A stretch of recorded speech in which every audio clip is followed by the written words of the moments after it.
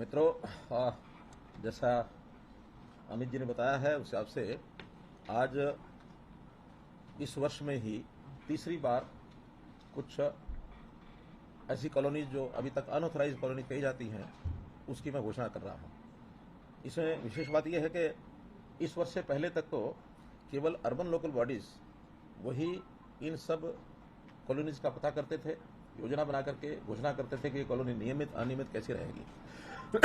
लेकिन इस वर्ष में हमने पहली बार इसमें टाउन कंट्री प्लानिंग डिपार्टमेंट को भी जोड़ा है कि जो कॉलोनीज अर्बन जो एरिया है उस अर्बन एरिया से बाहर बनती हैं और खास करके जो हमारा कंट्रोल्ड एरिया है, अर्बन एरिया से बाहर कंट्रोल्ड एरिया में भी कई बार वो कॉलोनीज बन जाती हैं। लोग प्लॉट खरीदते हैं, जमीन खरीदते हैं, प्लॉट बनाते हैं, मकान बन जाते हैं। उसका कंट्रोल पहले उतना ज्यादा बन नहीं पाता था, तो अंतर्गत विचार यही किया कि अभी एक बार जितने भी ऐसी कॉलोनीज बन गई हैं उन सब का रजिस्ट्रेशन करके और वहां जो परिस्थितियां हैं उसके हिसाब से और उनको सबको नियमित किया जाए। अर्बन एरिया है उसके अंदर यूएलबी और जो अर्बन एरिया के बाहर कंट्रोल्ड एरिया है उसमें टाउन कंट्री प्लानिंग।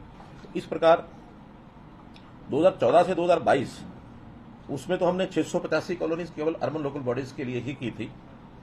फिर पहली बार 17 अगस्त को हमने ये कॉलोनी जो घोषणा की थी 211 उसमें नगर पालिका की थी, 238 टाउन कंट्री प्लानिंग की थी, तो 449 कॉलोनीज हमने उस समय घोषणा की थी। आज उसके बाद उसी कड़ी में अगली जो घोषणा मैं कर रहा हूं उसमें 193 कॉलोनी तो अर्बन लोकल बॉडीज की और 110 कॉलोनी टाउन कंट्री प्लानिंग की, ऐसे कुल मिलाकर के 303 कॉलोनी आज जो है इनको घोषणा में कर रहा हूं। 14 जिले जिसमें 21 नगर पालिकाएं ये सब हैं, 21 नहीं 39 नगर पालिकाएं ये हैं। तो ऐसे ये सब जगह पर आज कार्यक्रम भी हो रहे हैं और वहां इनकी जानकारियां सबको, चाहे वो टाउन कंट्री प्लानिंग की हैं चाहे वो अर्बन लोकल बॉडीज की हैं, उन सब कॉलोनीज की जानकारी वहां सबको मिल रही है। वहां हमारे प्रोमिनेंट सब लोग हैं। मैं यहाँ के आपके माध्यम से वहां पर एकत्रित सभी ऐसे लोग जो उन कॉलोनी के बाशिंदे हैं उनको विशेष तौर पर बधाई देता हूं। अन्य जो लोग जुड़े हैं उन सबको भी इस अवसर पर बहुत बहुत शुभकामना और बधाई देता हूं। साथ ही मैं बधाई देता हूं हमारे अर्बन लोकल बॉडीज के मिनिस्टर डॉक्टर कमल गुप्ता जी को, क्योंकि इनकी देखरेख में ही अर्बन लोकल बॉडीज का यह सारा काम चल रहा है। यद्यपि टाउन कंट्री प्लानिंग डिपार्टमेंट जो मेरे स्वयं के पास है, तो इसलिए मिलकर के हम ये कॉलोनीज को आगे बढ़ा रहे हैं। इसी के साथ एक जानकारी और कि अभी भी जो हमने पोर्टल पर जितनी जानकारियां ली थी उसमें 1507 कॉलोनीज अभी भी शेष है, जिसमें 936 अर्बन एरिया की हैं और 571 ये जो कंट्रोल एरिया है उसकी है। तो से 1507 कॉलोनीज और हैं जो हमारा संकल्प है कि 31 जनवरी 2024 तक ये सब भी नियमित कर दी जाएंगी।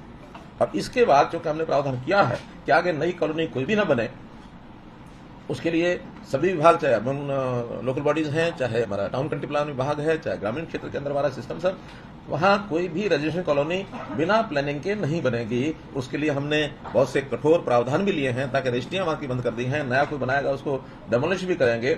नई कॉलोनी ना बने बल्कि लोगों को जो प्लान तरीके से मकान मिल जाए, रेजिडेंशियल मकान खास करके, वैसे इंडस्ट्रियल और कमर्शियल वो भी सब उसमें साथ जुड़ता ही है, लेकिन सबको मकान यथासंभव मिल जाए। इसके लिए आप लोगों ने ध्यान किया होगा कि हमने शहरी एरिया के लिए जो गरीब लोग हैं उनको प्लॉट अथवा फ्लैट देने की या जिसको चाहिए उसकी ऑप्शन मांग रहे हैं। अभी तक उस ऑप्शन के आधार पर लगभग 2 लाख लोगों ने अप्लाई किया है। गरीब लोगों ने अभी एक एक फेज करके कर रहे हैं कि जिनकी आय 1,80,000 रुपए से कम है और शहरी एरिया में उनको या तो प्लॉट चाहिए या फ्लैट चाहिए। प्लॉट 1 मरले का है जिसकी कीमत लगभग 1 लाख रुपए रखी गई है और फ्लैट जो है वो 450 स्क्वायर फीट का है जिसकी कीमत 6 से 8 lakh depending upon the city. कुछ शहरों में थोड़ा महंगा जाएगा, कुछ शहरों में थोड़ा सस्ता जाएगा, तो इस हिसाब से करेंगे। और व्यवस्था यह है कि जितना पैसा वो स्वयं अपने पास से इस वर्ष में जमा करा पाएंगे वो तो कैश जमा कराएंगे, शेष व्यवस्था बैंकों से लोन लेकर के भी उनको दी जाएगी। जितनी किस्त वो देना चाहते हैं वो 10 साल, 15 साल, 20 साल, अब मैक्सिमम अप टू 20 ईयर्स ये किस्तें भी फैसिलिटेट उनको की जाएंगी सस्ते ऋण पर। लेकिन फाइनल जो पॉलिसी है ये जब पोर्टल पर सब जानकारियां आ जाएंगी, कितने लोग किस शहर में उनको आवश्यकता है, फिर उसकी हमारे पास कहाँ का जमीन उपलब्ध है, तो पहले चरण में ये पॉलिसी सारी हम अगले महीने 1 नवंबर के आसपास ये बना करके दोबारा से फ्लोट करेंगे। जो फ्लोट करेंगे तो फाइनली बुकिंग उस समय कराएंगे। अभी केवल उनसे ऑप्शन ली जा रही है कि किन को ऐसे मकान चाहिए। अभी तक पिछले सालों में देखा है हमारे डिपार्टमेंट ऐसे गरीब लोगों के लिए मकान बना देते हैं, खास करके हाउसिंग बोर्ड के बहुत से ऐसे फ्लैट बने, पॉलिसी पहले दी नहीं, पहले बुकिंग नहीं हुई, हमने एक वर्ग तय करके कि उनको हम आइडेंटिफाई करेंगे, फिर उनको अलॉट करेंगे, और बहुत ऐसे सरकारी बहुत से प्रावधान ऐसे बने रहे कि 10-10 साल से भी वो फ्लैट बन के तैयार हो जाते हैं, उनको अलॉट नहीं हो पाते हैं। मुझे लगता है कि आज भी लगभग 9 से 10 हजार फ्लैट्स ऐसे हैं जो बन करके खड़े हैं और अलॉट नहीं हो पा रहे हैं। उनकी भी एक प्लानिंग बना करके, ताकि उनको जिस भी तरीके से लोग स्वीकार करना चाहेंगे उनको दे सकेंगे, ऐसे 10 हजार फ्लैट वो भी देंगे। तो इस प्रकार की एक जानकारी आपको देनी थी। जो कॉलोनियां नियमित होंगी, इन सब नियमित कॉलोनियों के लिए हमने विकास कार्यों के लिए सरकार ने 3000 करोड़ रुपया अलग से इसको विकास के नाते से रखा है। वहां गलियां हैं, नालियां हैं, अथवा पानी की व्यवस्था है, या फिर पावर की स्ट्रीट लाइट की व्यवस्था है, ऐसे सब मिलाकर के 3000 करोड़ रुपया विकास के लिए, जो लगभग 60 लाख रुपया प्रति एकड़ बनता है। क्योंकि सब एरिया जो अभी कॉलोनीज हैं, इन सब एरिया को मिलाकर के 5000 एकड़ का एक क्षेत्र है जिसको विकसित किया जाएगा। बाकी प्रोसेस पहले से बताई है, उसी प्रोसेस के अंतर्गत जो पहले हमने की थी उसी हिसाब से ये हमने कॉलोनी जो है वो नियमित की है। कॉलोनी को नियमित कराने के लिए जो पहले प्रावधान हमें किए थे, उसके अंदर एक पिछली बार मैंने बताया था, छूट दी थी। पहले हमने आरडब्ल्यूए का एक प्रावधान रखा था कि रजिस्टर्ड आरडब्ल्यूए उस कॉलोनी की वो अप्लाई करे, लेकिन अनियमित कॉलोनी है, उसकी कोई आरडब्ल्यू वगैरह थी नहीं। तो बाद में हमने निर्णय लिया था कि उस कॉलोनी के कोई 5 लोग मिल करके और उसमें अप्लाई कर दें। नियमित होने के बाद फिर उस आरडब्ल्यूए को विधिवत वहां रजिस्टर करा लेंगे, तो उस कॉलोनी में समाधान जो है इनका किया जा सकता है। इन सब कॉलोनियों में क्योंकि पहले से प्लान्ड नहीं है, तो सामान्यतया तो ऐसी आवासीय कॉलोनियों में वाणिज्यिक एरिया, कमर्शियल एरिया 4% तक रखा जाता है। लेकिन वहां जो कि पहले बन चुकी हैं, इसलिए उस सीमा को हमने हटाया है। उसमें जो भी बना हुआ है उसमें 4% से अधिक भी हो सकता है। लेकिन विशेष तौर पर वहां अगर मॉल बने हैं, मल्टीप्लेक्स बने हैं, होटल बने हैं, बैंक्वेट हॉल बने हैं, तो उसके विशेष प्रावधान बने हुए हैं। उन प्रावधानों के हिसाब से उसका शुल्क लेकर के उनको भी नियमित कर दिया जाएगा। इसी के साथ जो संपत्ति कर है, प्रॉपर्टी टैक्स है, हाउस टैक्स, प्रॉपर्टी टैक्स, संपत्ति कर जो भी इसको कहें, वर्तमान वर्ष में हमने इसको एक 15% छूट के साथ और लागू किया हुआ था, जिसका हमने उसको शायद 31 अक्टूबर तक 15 नवंबर तक इस वर्ष का वो बढ़ा दिया था। ये तो पहले से जानकारी हो गई है। एक जानकारी आज मैं और जो आपके साथ साझा कर रहा हूं कि बहुत लोगों के पिछले एरियर्स पड़े हैं, और एरियर्स में भी जब से हमने प्रॉपर्टी आईडी बनानी शुरू की है, तो उस प्रॉपर्टी आईडी के बनने के बाद सारी चीजें रेगुलराइज हो रही हैं। तो लाखों प्रॉपर्टीज ऐसी हैं जिन्होंने कई वर्षों का भी एरियर अभी बाकी है, प्रॉपर्टी टैक्स नहीं दिया है। अब चूंकि वो सारा निकल करके आ रहा है, बहुत साल पहले का तो हमारे पास रिकॉर्ड भी नहीं है, कुछ सालों का रिकॉर्ड है। ऐसे सबके एरियर्स पहले तो इंटरेस्ट के साथ भी था, क्योंकि प्राय जितना एरियर है उतना ही इंटरेस्ट भी है। वो उतना ही इसलिए है क्योंकि सुप्रीम कोर्ट का एक बंधन है कि जितना कोई टैक्स या एरियर बाकी है उस पर इंटरेस्ट और पेनल्टी उससे ज्यादा नहीं लगा सकते। अगर उससे ज्यादा लगाने की छूट होती तो शायद उससे डबल ट्रिपल भी ये हो सकता था। लेकिन जितना एरियर है उतना उस पर टैक्स और पेनल्टी भी है। तो आज मैं ये घोषणा करता हूं कि पिछला जितना भी एरियर है उसके ऊपर टैक्स और जो पेनल्टी है उस सारे को माफ किया जाता है, पूरा इंटरेस्ट और पूरी पेनल्टी। और वो लगभग 8000 करोड़ रुपया है जो माफ हो रहा है। इसका मतलब यह है कि एरियर भी 8000 करोड़ रुपए हैं। अब ये 8000 करोड़ रुपए का डाटा वो केवल हमारे डिपार्टमेंट के पास, म्यूनिसिपैलिटी के पास है बना हुआ, और वो निकला है प्रॉपर्टी आईडी बनने के बाद। इसको भी अगर वो जमा कराते हैं अभी भी, तो जमा कराने के बाद उनको उस पर भी 15% की छूट सारे पर ही दी जाती है। अर्थात 120 करोड़ रुपया उस 8000 करोड़ रुपए पर भी नहीं, 1200 करोड़ अभी कहूं कि क्या उनके मुंह में जीरा हो गया। 8000 करोड़ रुपए पर 1200 करोड़ रुपया वो भी हम छोड़ रहे हैं। इसके बाद भी विवाद हो सकते हैं, कुछ लोगों ने प्रॉपर्टी टैक्स भरा हुआ हो, डिपार्टमेंट में इसका एंट्री ना हो, तो ऐसे सबको एक प्लान बना करके उसके हम कैंप्स लगाएंगे। उसके लिए स्थान के ऊपर डिपार्टमेंट के लोग बैठेंगे, उस सारे एरिया के लिस्ट को बैठेंगे, सबको मैसेज देंगे। जिनके फोन नंबर्स हैं उनको फोन पर देंगे, जिनके फोन नंबर्स नहीं है उनको उनके रेजिडेंस एड्रेस पर लिख करके भेजेंगे, ताकि एक रूटीन बना करके डेली कितने लोग उन्होंने वहां करने हैं, तो एक जितना समय उस शहर के अंदर इन सबको हियरिंग देने के लिए लगेगा उसको हियरिंग देंगे। ताकि हम चाहते हैं विवादों का समाधान, जैसे हमने कार्यक्रम चलाया था कि पिछले विवाद जितने ज्यादा समाधान किया जा सके उतना लोगों को भी राहत मिलेगी, डिपार्टमेंट का भी सारा रिकॉर्ड जो है वो क्लीन अप होगा। आज तो पैसा आना कि नहीं आना है, लेकिन इस पिछले इस बोझ जो है एरियर का बोझ, इसको उठाते उठाते भी कई सैकड़ों लोग उसमें दबे पड़े हैं। तो इसलिए कम से कम वो राहत मिलेगी और हम चाहते हैं कि जनता को राहत दे करके हम ज्यादा समाधान की ओर आगे बढ़ें। एक ये योजना आपके सामने मैंने रखनी थी। दूसरी घोषणा है हमारी पावर डिपार्टमेंट की।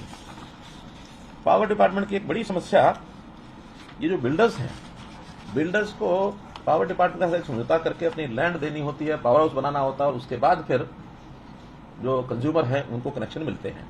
अभी तक की जो शर्तें रही हैं उसमें बिना उनसे जमीन लिए हुए भी, बिना पैसा लिए हुए भी, और वो बिल्डिंग बनाने का उनको छूट मिल जाती थी, बिल्डिंग बनाते थे, बाद में कंज्यूमर्स को कनेक्शन मिलते नहीं थे, फिर उनको जन सेट पर आना पड़ता था और महंगी बिजली उनको, यानी जो बिजली शायद ऐसे फ्लैट में 5-6-7 रुपए का यूनिट होगा उनको 18-20 रुपए यूनिट भी भरना पड़ता था।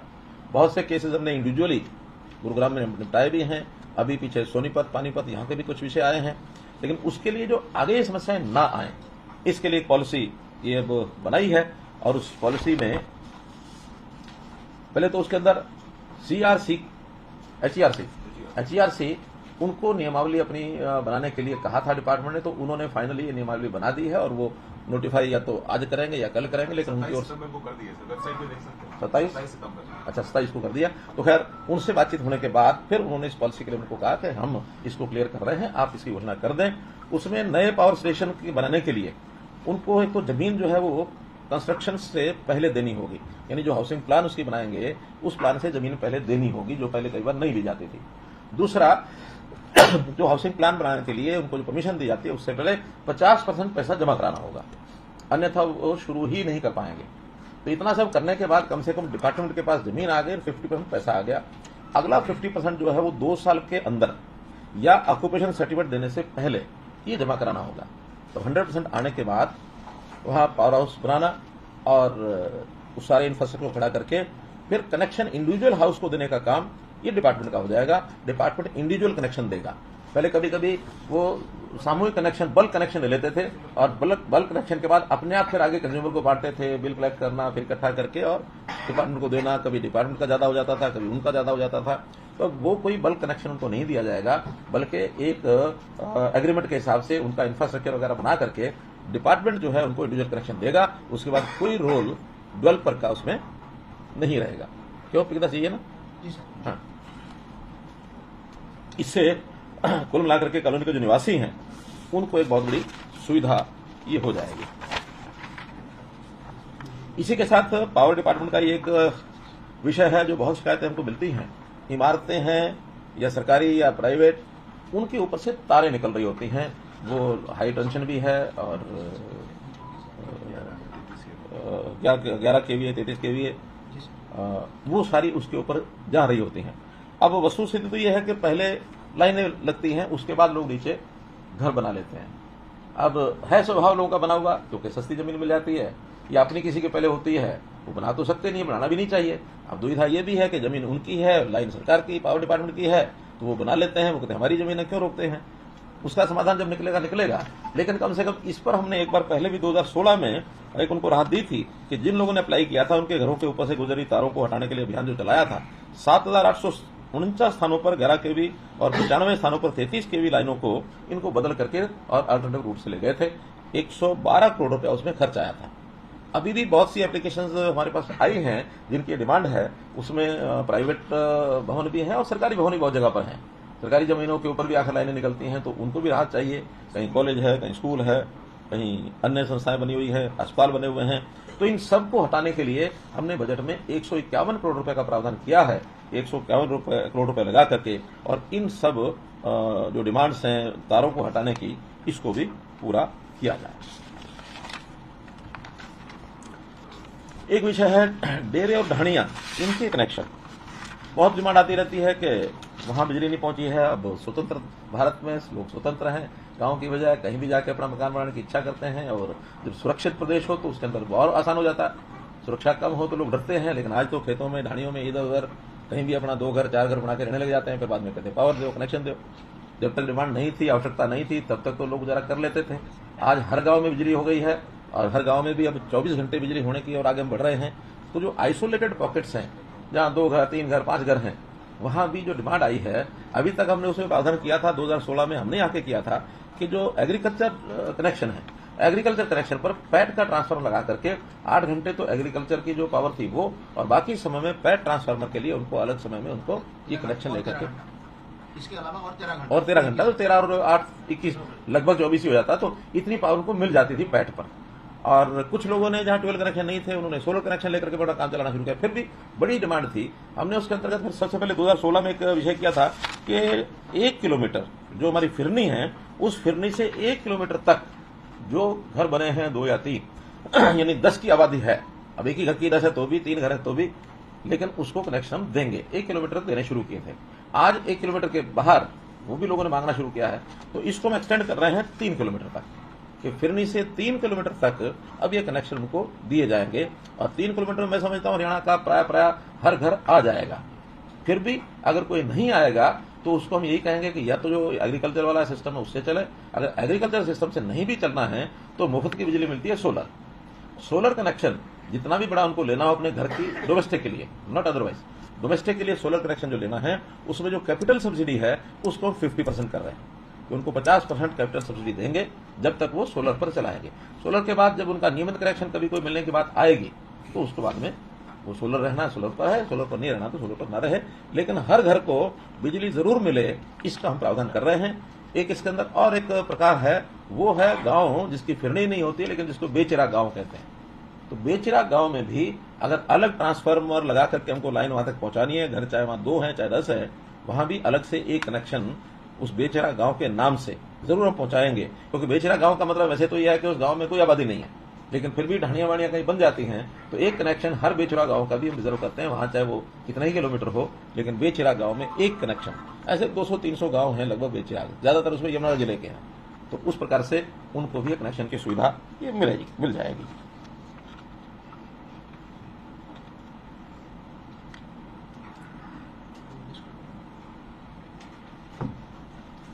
एक ये 150 मीटर क्या है, 300 मीटर, 150 मीटर फिरनी से उसको हम कनेक्शन चार्जेस लेके ही लगा दें। पहले 3 किलोमीटर तक फिर चार्ज लेंगे वहाँ, हाँ नहीं इंस्टॉल करेंगे वही तो उसमें पहले 150 मीटर तक कोई चार्जेस नहीं लेते थे, जो सामान्य कनेक्शन देते थे उसी का चार्जेस था, उसकी इंफ्रास्ट्रक्चर का लाइन कनेक्शन ये वो नहीं था। उस 150 मीटर को 300 मीटर कर रहे हैं लेकिन 300 मीटर के बाद जो LT-ST लाइन होगी उसका 50% पैसा ही लिया जाएगा कंज्यूमर से, बाकी 50% डिपार्टमेंट देगा। पहले पूरे का पूरा कनेक्शन का चार्जेस जो है वो 150 मीटर के बाद लिया जाता था, अब 150 से 300 मीटर कर दिया। 300 के बाद जितनी भी लंबी लाइन होगी उस खर्चे का 50% कर दिया, बाकी 50% निगम जो है वो वहन करेगा, यही ना।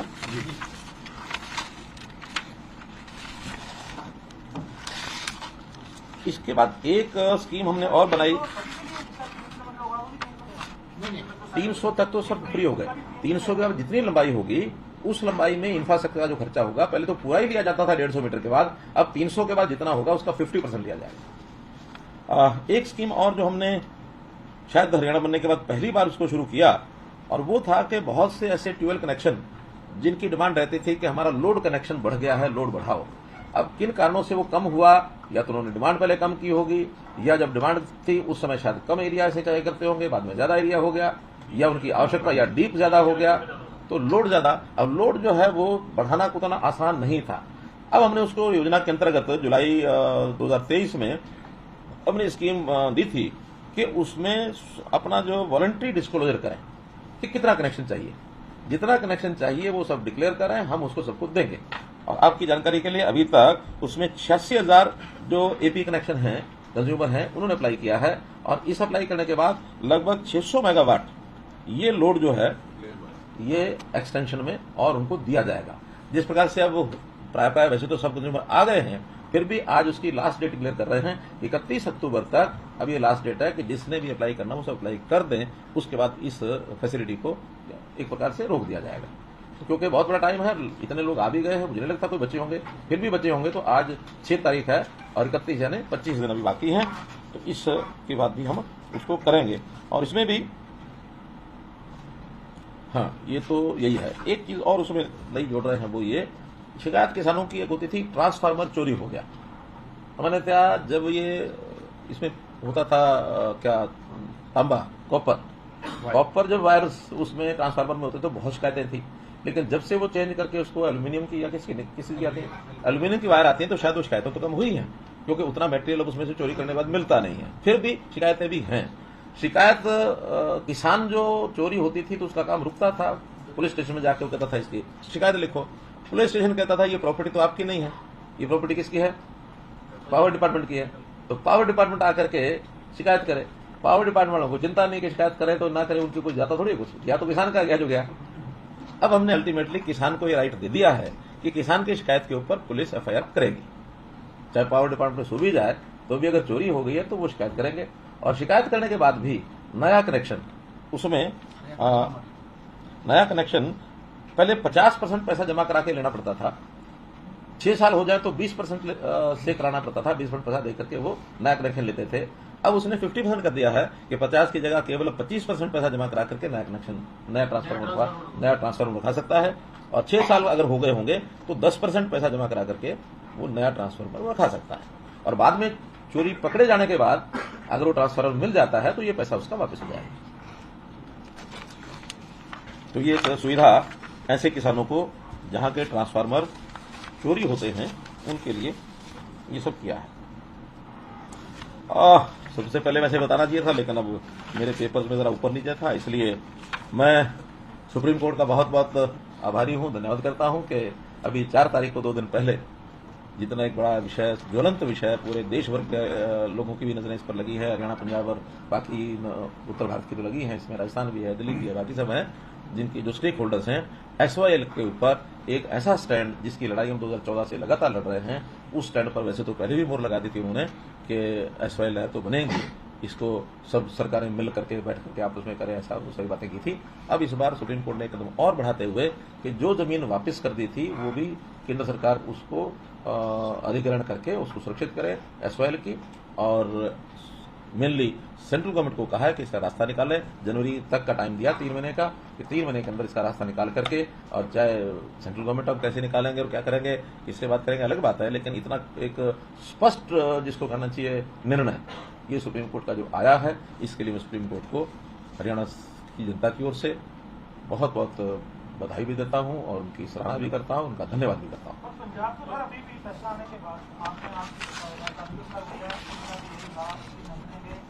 नहीं है, क्या आपको लगता है कि मतलब पंजाब के रवैये में कोई फर्क आएगा?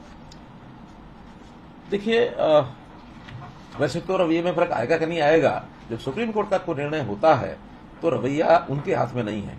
अब रवैया तो सुप्रीम कोर्ट ने जो डायरेक्शन दिया उस हिसाब से करना ही पड़ेगा, लेकिन जिस प्रकार के गिरगिटी आंसू बहा रहे हैं उसका कोई अर्थ बचा नहीं है, क्योंकि अब वो दोनों तरफ इधर से उधर खेलते हैं।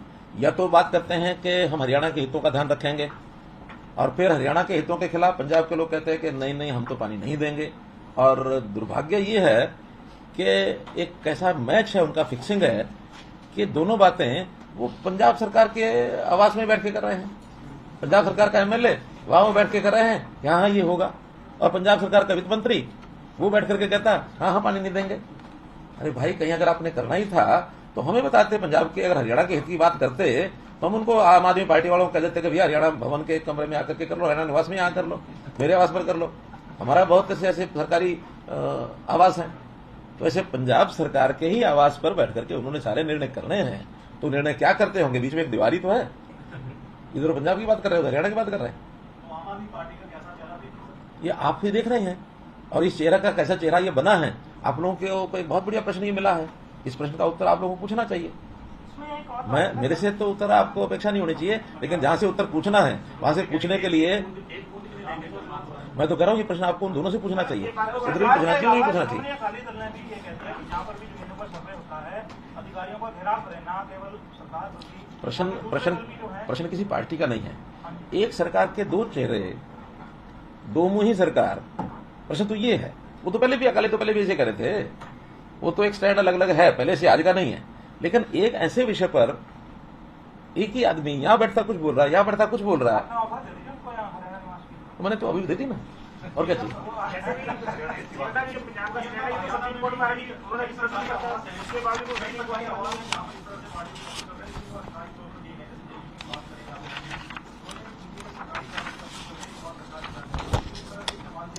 मेरा कहना है सरकारी आवाज को इस्तेमाल करने का विषय नहीं है, कहीं भी बैठ के कर सकते हैं, लेकिन एक ही पार्टी दो अलग अलग बातें, और वो भी अपने ही प्लेटफॉर्म पर बोल रहे हैं। एक ही बात तो बोले, दिल्ली का लोग, दिल्ली मुख्यमंत्री कुछ बोलते हैं, पंजाब के वित्त मंत्री कुछ बोल रहे हैं, उनके प्रभारी हैं वो कुछ और बोल रहे हैं, तो कुछ कुल मिला करके कुछ ना कुछ एक स्टैंड पर आए, समझ में तो आए। एक स्टैंड लें, चाहे हमारे विरोध में लें, पक्ष में लें, उनका काम है। आज विषय वो नहीं है, वो तो सुप्रीम कोर्ट ने कहा जो कुछ कहा है, हम तो उसको देख रहे हैं। अब हमारी लड़ाई इनके साथ वैसी नहीं रही है, इनका तो एक स्टैंड अपना है, हमारा स्टैंड अपना है, सब पार्टियों, हरियाणा की सब पार्टियों का एक स्टैंड है, लेकिन कम से कम एक पार्टी एक स्टैंड रखती है, उसको लेकर के चलना चाहिए। खैर, ये विषय आपके लिए उनसे पूछने का है, पूछना चाहिए। ऐसे ही एक दूसरी बधाई भी मुझे आपके माध्यम से वो देनी है कि चीन के हांगझाओ में जो एशियाई खेल हो रहे हैं, उसमें इस समय तक कुल देश की जो मेडल टैली है वो 83, इंडिविजुअल 47 और टीम के 36 हैं, जिसमें 20 गोल्ड हैं, 31 सिल्वर हैं, 32 ब्रॉन्ज हैं, ऐसी 83 हैं। और इसमें हमारे लिए प्रसन्नता की बात यह है कि 83 में से हरियाणा के हैं 21, विच इज मोर देन 25%। 84 होते तो 21, 83 में 21, तो it is more than that. जिसमें 7 गोल्ड हैं, अगेन ये 1/3 हैं, 3 सिल्वर हैं, 11 ब्रॉन्ज हैं। इस प्रकार से ये जो एशियन पैरा एशियन, इसमें एशियन ही है, पैरा एशियन तो नहीं है, एशियन गेम्स में कुल 655 खिलाड़ियों ने इसमें भाग लिया, जिसके अंदर हरियाणा के हैं 86, यानी कुल मिलाकर के 15। सोनम का मेडल आ गया है तो 22 हो गए। 22 हो गए, चलो आपके बैठे बैठे 21 से 22 हो गए, सोनम मलिका है, आपके बैठे बैठे 22 हो गए। तो इसके लिए मैं बहुत बहुत बधाई देता हूं। और ये जानकारी अपने को है ही है कि हमने इनको, जो गोल्ड मेडलिस्ट हैं उनको 3 करोड़ रुपया, और जो रजत है 1.5 करोड़ रुपया, कांस्य 75 लाख रुपया, और जो प्रतिभागी खिलाड़ी है जो नहीं भी कोई मेडल ले पाया तो भी उसको 7.5 लाख रुपया प्रति खिलाड़ी ये उनको राशि जो देते हैं, जो कि मैं समझता हूं सर्वाधिक है पूरे, न केवल देश में बल्कि पूरी दुनिया में।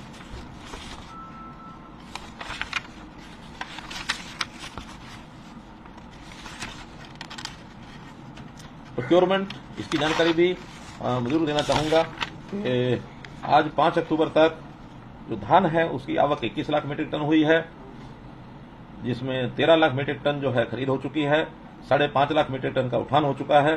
कुल 1985 करोड़ रुपए लागत का ये धान अभी तक हमने लिया है।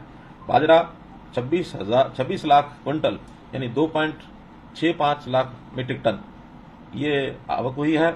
22 लाख क्विंटल खरीद कर ली गई है और 11 लाख क्विंटल इसका उठान हो गया है, जिसकी राशि 148 करोड़ रुपया ये बनती है। आपकी जानकारी के लिए कि बाजरा जो है ये पहले तो एमएसपी पर खरीदा नहीं जाता था, तो एक वर्ष ऐसा था हमने पूरे रेट पर यहाँ जो एमएसपी रेट है उसका खरीदना शुरू किया था 3 वर्ष पहले, लेकिन अच्छा अनुभव नहीं रहा क्योंकि उसकी स्मगलिंग राजस्थान से बहुत अधिक हो गई थी, जो हमको महंगे भाव पर लेकर के सस्ते भाव पर बेचना पड़ा, तो नुकसान ज्यादा हुआ था। उससे अगले 2 साल लगातार हमने भावांतर भराई योजना दी कि जितना जिसका बाजरा है उसने बेचा है या नहीं बेचा है, रजिस्ट्रेशन के हिसाब से एवरेज 8 क्विंटल प्रति एकड़ के हिसाब से, और हमने उनको पहले साल में 600 रुपये, 450 या 650, 400 क्या था दोनों में, वो हमने भावांतर भराई दी थी। इस बार एमएसपी 2500 रुपये है। हमने कमर्शियल जो परचेज है हैफेड ने 2200 रुपया प्रति क्विंटल करनी शुरू कर दी है, 300 रुपये प्रति क्विंटल पे, और वो जिन्होंने बेची है उनको हम वो देंगे। और इसके बाद ये भी हमको एक परमिशन मिल गई है अब नेफेड की ओर से कि 2.5 लाख मीट्रिक टन हम प्रोक्योर भी कर सकते हैं। तो उसको करने के लिए कुछ दिन बाद वो फिर 2500 रुपये खरीदी जाएगी, उसमें फिर भावांतर भरपाई योजना नहीं दी जाएगी क्योंकि पूरा 2500 रुपये का होगा। जो 2200 रुपये में खरीदी उसको 300 रुपये देंगे, जो 2500 रुपये खरीदा जाएगा वो नहीं। कोशिश हमारी ये भी है कि हम 2.5 लाख से ज्यादा भी ये करा सकें। मेरी कल ही जो मंत्री हैं केंद्र में पीयूष गोयल जी, उनसे बातचीत हुई तो उन्होंने कहा कि हम विचार कर रहे हैं कि बाजरा थोड़ा और ज्यादा खरीदा जाए। अगर हमको और ज्यादा की परमिशन मिलती है तो ये 2.5 लाख से 3 लाख 4 लाख भी हो सकता है। अभी अनुमानित 6 लाख मीट्रिक टन फसल ये बाजरे की हरियाणा में इस बार होगी।